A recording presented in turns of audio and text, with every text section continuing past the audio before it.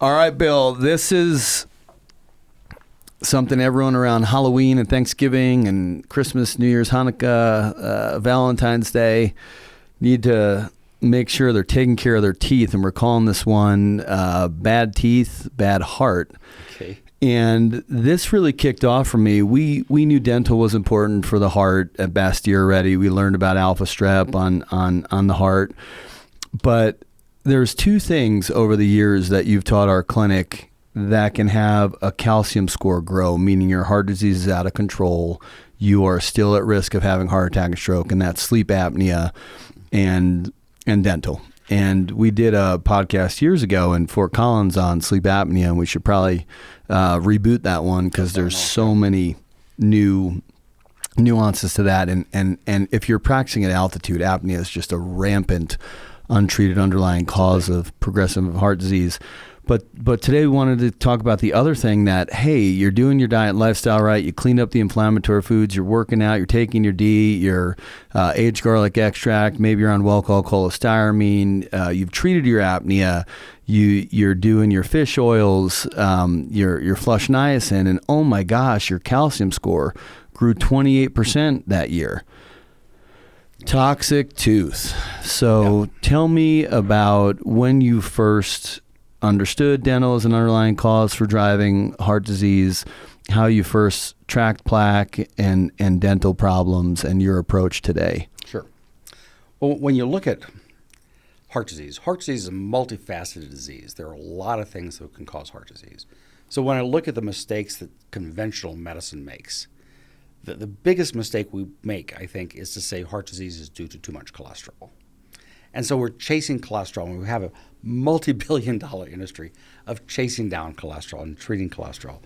And when you look at it's just a joke. It's just silly how much effort we spend on something that's such a minor risk factor for heart disease, and treating the cholesterol never reduces heart attacks by 50%. It's like 30% is a big win with treating cholesterol for heart disease.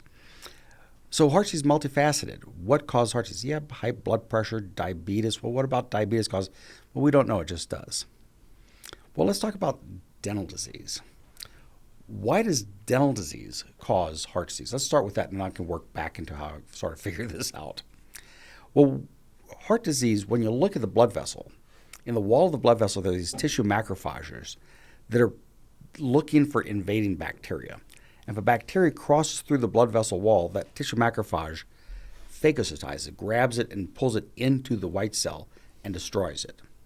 But when it does, that macrophage goes to high alert, intruder alert, and starts mistaking lipid particles going through the wall as being invading bacteria and eating them too. And that macrophage then becomes filled, chock-a-block filled with little lipid particles, so-called foam cell. You can Google foam cell and see pictures of foam cells, these lipid-laden macrophages. And so clearly, bacteria trying to go through the wall of the blood vessels is a contributor to making plaque. Well, where do those bacteria come from?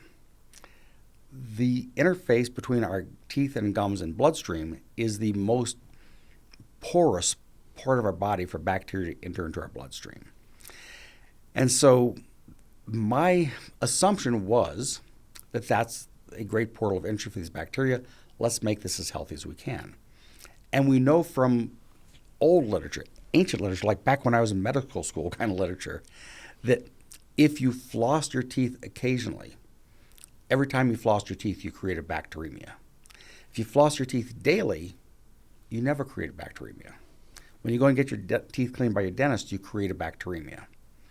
And so this is clearly a source of bacteria in our bloodstream. But if we take excellent care of our teeth by flossing them daily, we stop having this bacteremia. And so I started looking at flossing. And I had some brothers. And one of them had a fairly low calcium score. The other one had a high calcium score. The one with the low calcium score was fanatical about keeping his teeth flossed. The one with the high calcium score, yeah, he brushed but didn't floss. Well, his brother convinced him to floss and stabilize his calcium score. Wow. Just by adding dental floss to his regime. Now, the irony is the brother who did floss 1 year had a bump in his calcium score. Turned out he had a dental abscess. So even flossing doesn't completely protect you from getting dental abscesses. So we still need dentists. We don't just need dental floss. We still need dentists. I kind of blame dentists for the cardiovascular problems that we have, because if it weren't for dentists, we'd all be dead at 45 from dental disease. So the fact that dentists keep us alive past 45, they're responsible for the coronary problem. But if they did their jobs a little bit better and convinced us to floss, they'd also be responsible for a lot of it going away. But that's my theory on dental association with disease. Here's some validation of that theory. If you have a buildup of plaque in your carotid artery, there's a temptation for us to go in and take the plaque out. And I say there's a temptation because it really doesn't do you any good to do that until the plaque is about 90% obstructing the vessel. But when we go in and take the plaque out, the vessel opens up, you get better blood flow. Someone had the brilliant idea of taking that plaque and culturing it. So it's taken out in a sterile fashion. They culture it. Turns out they start growing oral bacteria in plaque taken out of your neck. So gnarly. Yeah, pretty good connection there. And then currently, when you have a stroke, the current treatment for stroke is to go up and suck out the clot to restore blood flow and prevent more brain damage.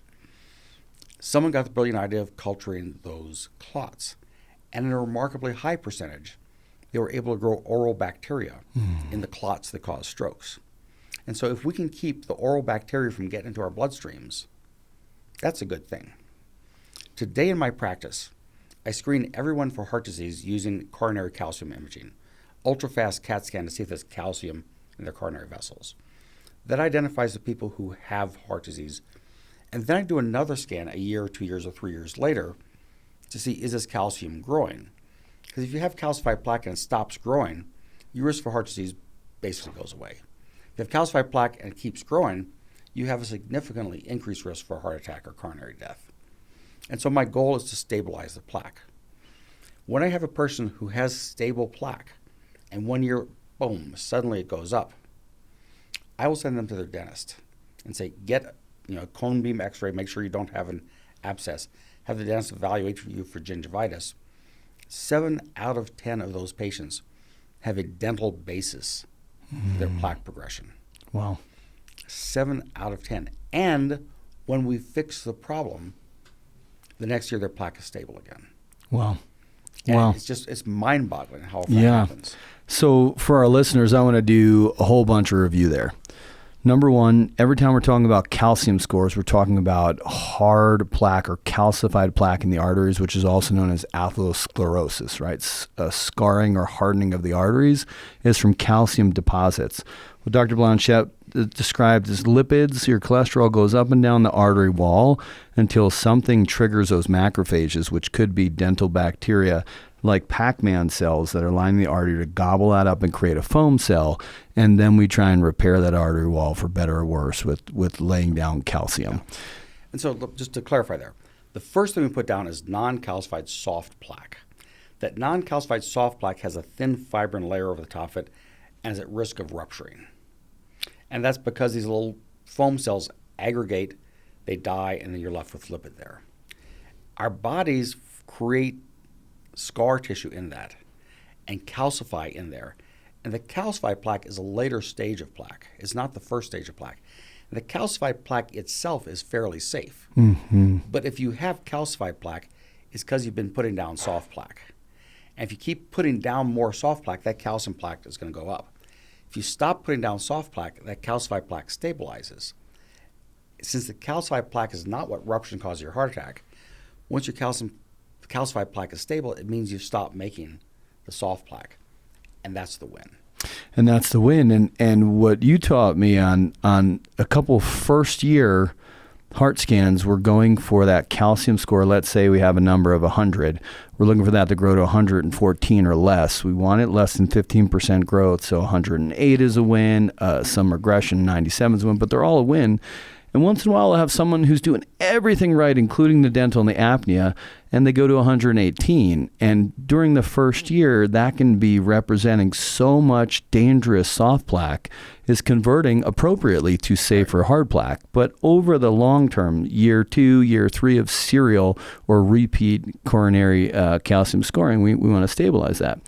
So we tell our patients, you have dirty mouth bacteria. You have basically potty mouth of bacteria, and you need a Berlin wall, a good tough gum border to prevent that bad bacteria entering the arteries. You talked about finding that in carotid plaque. You talked about finding it in the clot.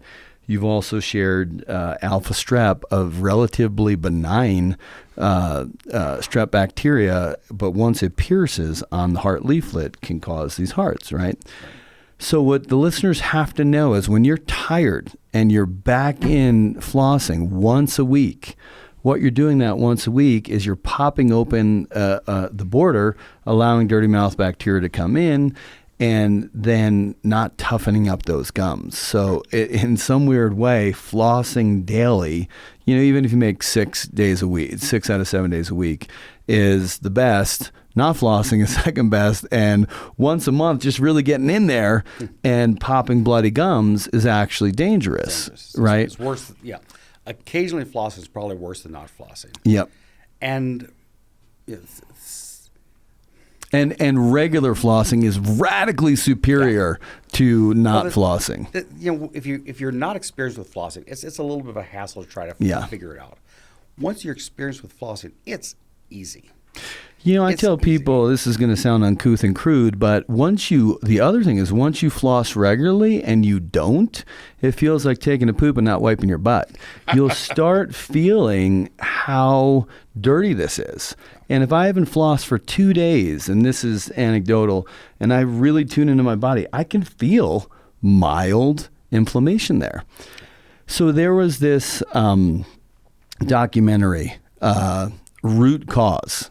And it's basically, hey, a root canal is the cause of every single health ailment known to man. And I say, good to have that out there to bring up the awareness, but it's a little overzealous on overstates the issue. And what I tell patients is it is not if you fail a root canal, it is when you fail a root canal. So root canal aren't a devil, but once they fail, you now have a highway of dirty mouth bacteria to enter that clean artery.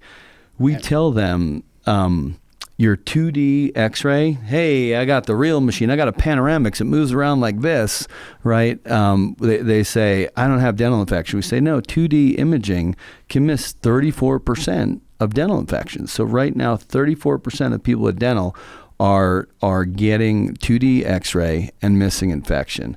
A 3D cone beam CT is so low, radically low on radiation, and profoundly high in resolution. So you take a 2D image, turn it 90 degrees, stack that, and you build a three-dimensional model. How do you run through your clinic? When do you go to a 3D cone beam? When do you say, just see your dentist for a good cleaning? Well,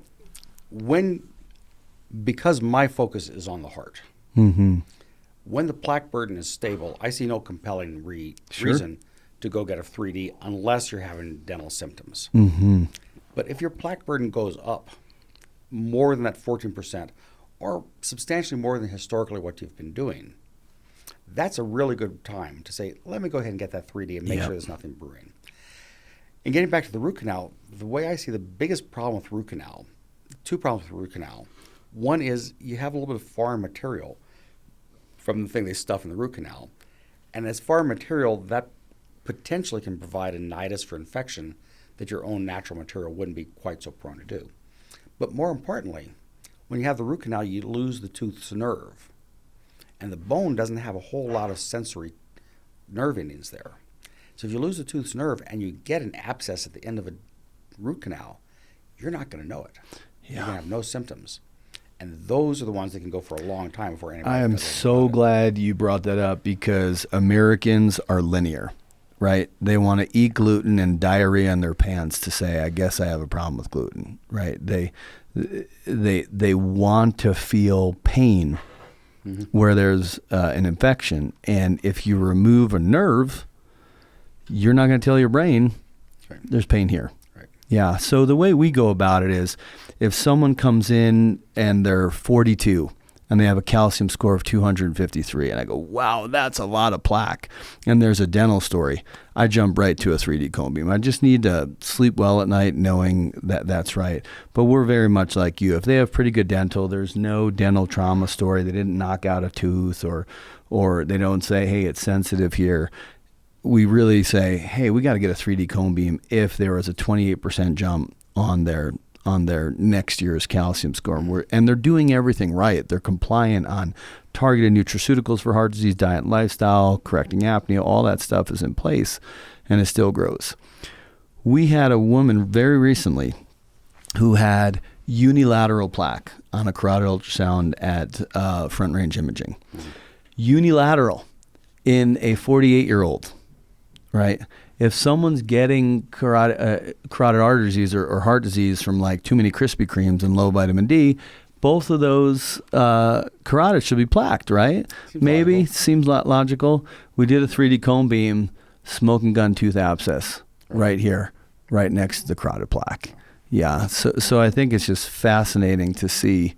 And so it's kind of interesting because the bacteria, some of them get into the bloodstream, some of them get into the lymphatics. Mm-hmm. And so stuff that's getting in the bloodstream, you just think that's going to be symmetrical anyhow. Yep. But if the bacteria get into the lymphatics and draining, maybe there's going to be a local phenomenon from the lymphatic bacteria.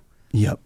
Unique to that side. That's kind of interesting. And once again, it's not the bacteria, but the inflammatory cytokine storm they're triggering that then is driving the soft and hard plaque. So the other thing we tell our listeners is if you're going to get a 3D cone beam at your dentist, finally the 2D imaging is going out of fashion. 3D cone beam CTs are becoming in vogue, and there are people who do dental image without a written report. And I have a lot of chiropractic brothers and sisters who I love with all my heart, are great doctors. I know a lot of good dentists.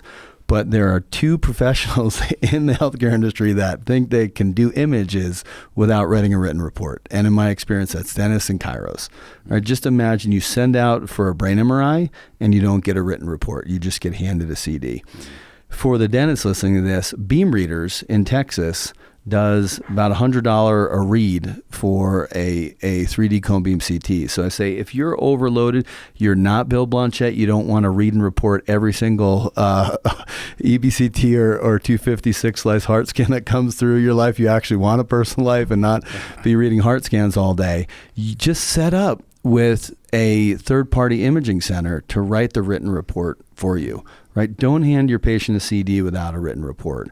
That doesn't allow peer review, that doesn't allow second opinions, and it doesn't allow their primary or their Mr. Illness doc or their heart specialist to say, really looks okay to me, keep flossing, right? Or weigh in and say, I know it's going to be $5,000 to $10,000 to pull that tooth and put in a zirconium titanium implant, but this is our third year of calcium scores that are growing beyond 14%, and we got to deal with the smoking gun dental.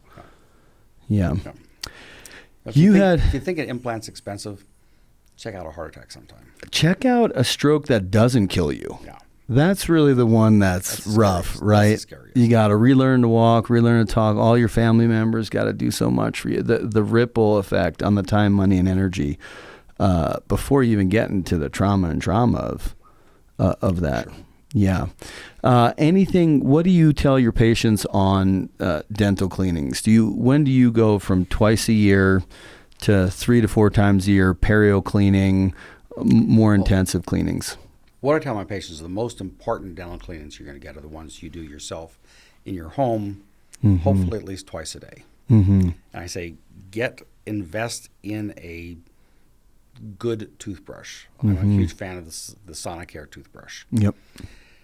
Get floss that works for you. I love Waterpick. So brush with a Sonicare toothbrush, floss, Waterpick. Get those teeth as squeaky clean as you can. The thing that I've learned when I go in to see my dentist, when I was a kid, I was completely negligent of my mouth. I will admit that. And I have a lot of scars on my teeth to show that. Today, I'm incredibly observant of what's going on in my mouth. I remember my father, who had a bypass when he was 72 years old, whose father died from heart disease. My father had all of his teeth pulled in his late 40s. And I thought that was horrible. That's probably what kept him alive to age 85. Yep. Is he got rid of his dental disease by getting rid of his teeth. Yep. And but for that, there's no way he would have made it to 85. So I'm still paying the price of neglect when I was a kid. But between neglect and now, I went through a period of modest dental care, and now I'm extreme dental care. During modest dental care, the dental hygienists were kind. They said, oh, your teeth look good. Just do a little bit more here, but they look good. Now the dental hygienists are so effusive. Mm-hmm. They look at my teeth saying how clean they are and how little. They're just fabulous. You realize that when the dental hygienist only says, your teeth look good, they're judging you. They're saying you could be doing better, guy. Yeah. They're just being polite. So unless your dental hygienist is lathering you with praise, step it up a notch. You're not quite cutting. And I want like hardcore Helga who's going to say, you don't floss, I will crush you next time. We really need to put pressure on, first of all, celebrating good dentists, good hygienists, and really having the patient understand they're your deepest, strongest path to preventing heart attack and stroke on a big picture scale level. Great. So I'll tell for our listeners, I do I use the xylitol spray. I really rinse with that. Then I floss. And part of my thing is I want some antimicrobial in there while I'm flossing. Punching bacteria into your gums, punch dead bacteria into your gums. Punch dead bacteria in gums. And then I use Sonicare. And then if I'm feeling like, going for the gold star, I'll do water pick. But it's at least, a strong floss and a Sonicare brush or another good automatic toothbrush. And when I go on trips where once in a while I forget the Sonicare, I actually bring it every hotel trip, but once in a while I forget.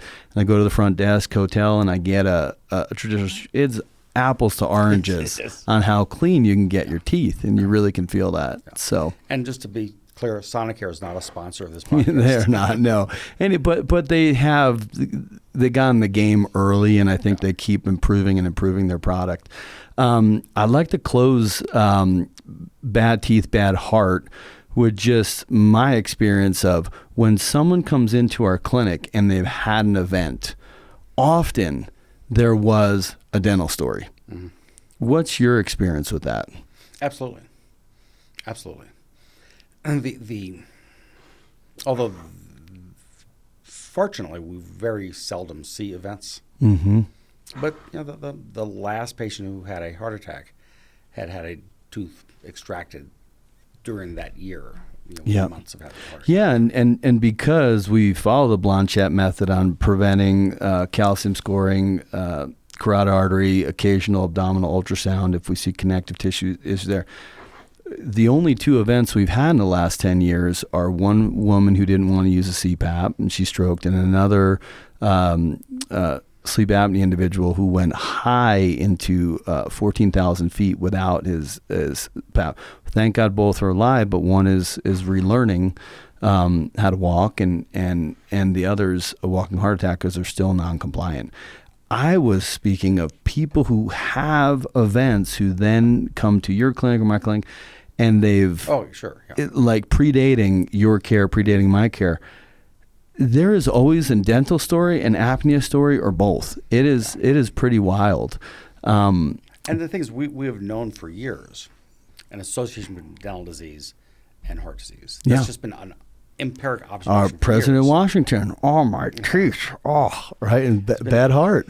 Been empiric observation for years, but the two never merged. Yeah, we never kind of got to the point. Well, if we get your teeth healthy, maybe you won't have heart disease. Yeah, we've skipped that. Yep. Yeah. Well, and my listeners have heard me say multiple times, I would literally rather you not have a tooth abscess or failed root canal or really bad gingivitis and not have apnea and eat hot Cheetos and Diet Dr. Pepper all day than have the perfect diet with a tooth abscess or flagrant apnea. Mm-hmm. People need to understand, we want you to have healthy diet and lifestyle too. Those are real. But when we're seeing progressed heart scans and the threat of heart attack and stroke looming over us is almost always a dental disease is the number one cause of plaque progression in my practice, hands down. Yep. The number one cause, unequivocally. Yep. Good to know. All Keep right. those teeth clean. Keep that heart healthy. We'll see you guys soon.